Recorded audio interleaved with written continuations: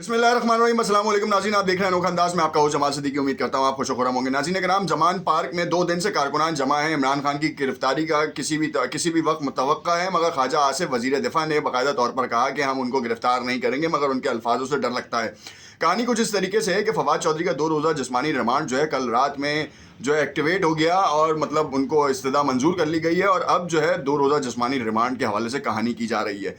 फवाद चौधरी के ऊपर सजाएं का कौन कौन सी सजाओं का इतलाक हो सकता है अगर जुर्म साबित हो गया, इसके हवाले से बात करेंगे। दूसरी जानिब साबिक वज़ीर आला पंजाब परवेज़ इलाही के जानिब भी जो है ख़तरा मंडला रहा है। उनको भी गिरफ्तार करने के हवाले से खबरें गर्दिश करती नज़र आ रही हैं। इमरान खान की जो खबरें गर्दिश कर रही थी उसके हवाले से PTI क़यादत ने अब जो मामला उठाया है, उन्होंने बाकायदा तौर पर लाहौर और उसके मदाफ़ात के इलाके में जितने भी PTI के कारकुनान या सपोर्टर्स हैं उनको जमान पार्क पहुँचने की हिदायत की। आज सुबह भी जो है वो गर्मा गर्म हलवा पूरी के नाश्ते ने कारकुनान का जो हौसला है वो भी गरमा दिया है। कहानी यहाँ रुकती नहीं है। यहाँ पर सबसे बड़ी ट्विस्टिंग खबर ये है हुकूमत के लिए, ख़ास तौर पे PDM की तमाम जमातों के लिए, कि इस वक्त सदर आरिफ अलवी साहब की इमरान खान साहब से तीसरी बार मुलाकात मुतवक्का जो हो रही है वो बड़ी अहम है, क्योंकि उसके हवाले से अंदरूनी हक़ाइक़ जो हैं कुछ मंजर आम पर आ रहे हैं, जिसके बाद PDM की हुकूमत में एक तहलका भी मच सकता है।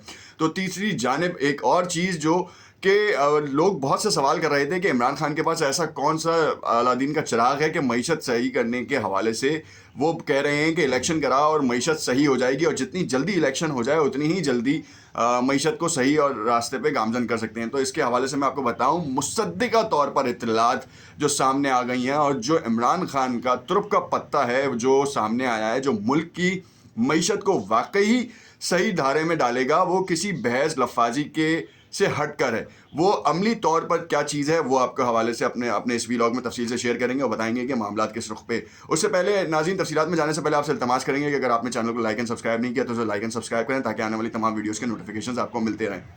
सबसे पहले बताऊं, जो आलमी बहरान का सामना हर किसी को करना पड़ रहा है, उसमें पाकिस्तान भी जद में आया, और उसके बाद कुछ PDM की तरफ से होने वाले फैसलों ने जो है वो कहानी का मंजर ही चेंज कर दिया। अब सीन ये है कि इलेक्शन के हवाले से इमरान खान ने पिछले 1 साल से जो मौक़िफ़ इख्तियार किया कि इलेक्शन कराएं ताकि जो है सरमायाकारी का सबसे बड़ा हुसूल मुतवक्का हो सके। अब लोगों के जहनों में ये सवाल था कि इस वक्त जो है PDM की हुकूमतें और जनाब शहबाज शरीफ जो कि इस वक्त वज़ीर आज़म पाकिस्तान है, उन्होंने हर मुल्क जाके जो है वो मतलब अपना तमाम तराना पढ़ दिया कि भाई हमें चाहिए, हमारे पास सैलाब आया, हमें इससे निकलने के लिए चीज़ें चाहिए, मगर कोई हासिल वसूल नहीं हो पाया। इमरान खान के पास ऐसा कौन सा अलादीन का चिराग है? तो मैं बताऊं कि कप्तान सुरखरू होने के लिए उसके पास फाइनेंशियल एक्शन प्लान उसके पास मौजूद है, और उसका मतन क्या है वो आपको बताऊं। आपको मैं ये बताता चलूं कि पिछले 5 सालों में ओवरसीज़ पाकिस्तानियों ने पाकिस्तान में 145 अरब डॉलर के करीब भेजे।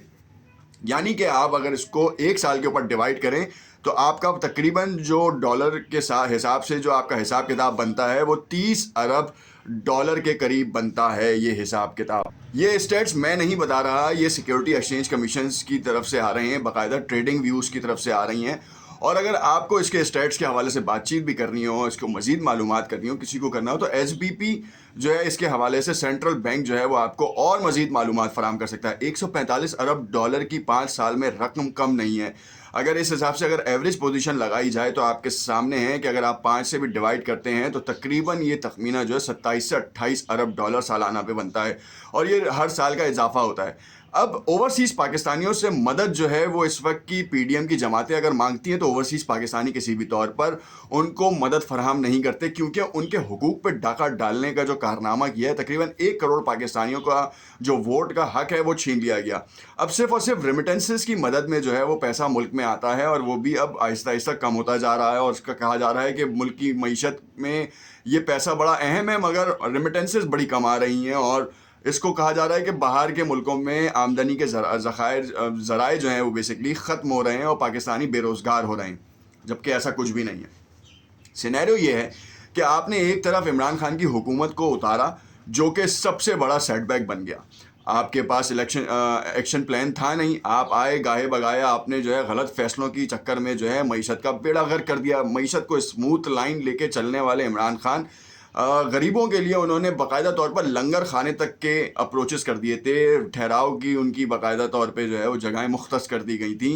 ओल्ड होम्स को जो है वो उन्होंने ओपन कर दिया था कि जो नादार अफराद, बुज़ुर्ग अफराद जो اپنی کفالت خود نہیں کر سکتے اس میں داخل ہوں، مگر آپ نے لنگر خانے سمیت سب چیزیں بند کر دیں۔ روٹی کا حصول اس طریقے کا ہو گیا کہ 65 روپے ملنے والا آٹا عمران خان کے دور میں 1 سال بعد 120 روپے میں بھی نایاب ہوتا دکھائی دے رہا ہے۔ حکومت کا ایک ٹرک آتا ہے مگر دعوے دار جو ہیں وہ 20,000 ہوتے ہیں، ایک ٹرک میں 100 آٹے کی بوریاں ہوتی ہیں اور دعوے دار 20,000۔ تو اونٹ کے منہ میں زیرے والی مثال جو ہے وہ صادق آتی ہے اس کے اوپر۔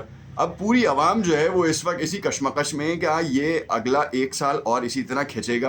الیکشن نہ ہونے کے چکر میں جو معیشت کا بیڑا غرق ہو رہا ہے، کیا ہم انفرادی طور پر سوچ رہے ہیں، ملکی طور پر نہیں سوچ رہے؟ عمران خان نے باقاعدہ طور پر اس بات کا اعلان کیا۔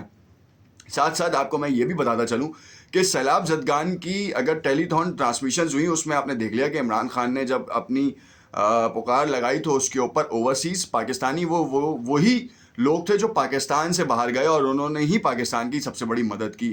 اس وقت آپ دیکھیں کہ آپ کے پاس پورے ملک میں جو آمدنی کے ذرائع ہیں وہ کیا ہیں، آپ کے پاس فوریکس ریزروز کیا ہیں، آپ کے پاس صرف $4 ارب کے فوریکس ریزروز رہ گئے ہیں۔ اگر آج آپ اوورسیز پاکستانیوں سے مدد کی اپیل کرتے ہیں تو کیا آپ کو $4 ارب سے اوپر کی رقم مل سکتی ہے یا نہیں؟ یہ صرف ایک ماہ کی مار ہے کہ پاکستانی جو اوورسیز پاکستانی ہیں اگر تو ان کو رائٹس مل جائیں تو وہ اپنے ملک کی بہتر انداز میں خدمت کر سکیں۔ خدا را پاکستان کا سوچیں، پاکستان کے مستقبل کا سوچیں۔ اب یہ چیز تو رہ جاتی ہے کہ آپ کے سامنے فیکٹس اینڈ فگرز آپ کو رکھ دیے کہ $145 ارب جب بھیجے جا سکتے ہیں تو کیا $30 ارب جو ہے اضافی رقم اوورسیز پاکستانیوں کی طرف سے پاکستان منتقل نہیں ہو سکتی؟ بالکل ہو سکتی ہے، مگر سینیریو یہ ہے کہ وہ دیکھ رہے ہیں کہ جس کو وہ بھیج رہے ہیں کیا وہ ملک کے لیے بھلے کا سوچے گا یا ملک کے لیے نقصانات کا سوچے گا۔ فواد چودھری کی گرفتاری کے بعد سے جو ہے وہ ایک اور معاملہ خراب ہو گیا کہ ڈالر 4 روپے اضافہ ہو چکا ہے۔ ڈالر کے 4 روپے اضافے میں سب سے بڑا ہاتھ انتشار کا ہے اور عمران خان کی گرفتاری کی متوقع خبروں کا آ رہا ہے سامنے۔ اب یہ گرفتاری کی خبروں میں صداقت ہے یا نہیں یہ تو آنے والا وقت بتائے گا، کیونکہ وفاقی وزیر دفاع نے تو باقاعدہ طور پر کہا کہ ہمیں عمران خان کو گرفتار کرنے کا کوئی موڈ نہیں ہے، یا یہ پھر اس بات سے ڈر رہے ہیں کہ زمان پارک کے اطراف میں جو پی ٹی آئی کے سپورٹر اور کارکنان کی بڑی تعداد وہاں پہ موجود ہے، اس کے حوالے سے عمران خان کے اوپر کوئی ہاتھ نہیں ڈال پا رہا۔ عمران خان کی ریڈ لائن کی بات کے اوپر جو ہے وہ ٹویٹر کے اوپر ٹرینڈز بنائے جا رہے ہیں اور حکومت اور عوام جو ہے وہ اب دونوں آمنے سامنے آ گئے ہیں۔